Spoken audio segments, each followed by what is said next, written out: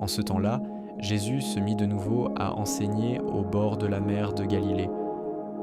Une foule très nombreuse se rassembla auprès de lui, si bien qu'il monta dans une barque où il s'assit.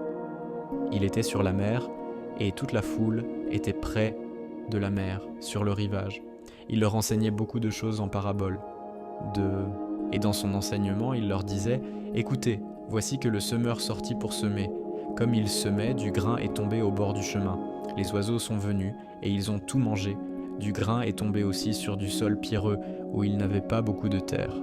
Il a levé aussitôt parce que la terre était peu profonde, et lorsque le soleil s'est levé, ce grain a brûlé, et faute de racines, il a séché.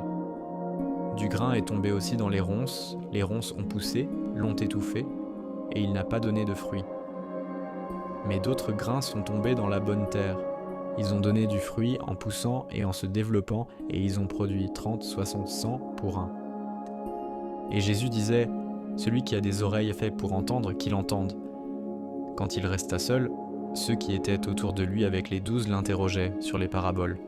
Il leur disait, « C'est à vous qu'est donné le mystère du royaume de Dieu. Mais à ceux qui sont dehors, tout se présente sous forme de paraboles. Et ainsi, comme dit le prophète, ils auront beau regarder de tous leurs yeux, ils ne verront pas. Ils auront beau écouter de toutes leurs oreilles, ils ne comprendront pas. Sinon, ils se convertiraient et recevraient le pardon. » Il leur dit encore, « Vous ne saisissez pas cette parabole ? Alors, comment comprendrez-vous toutes les paraboles ? Le semeur sème la parole. Il y a ceux qui sont au bord du chemin où la parole est semée.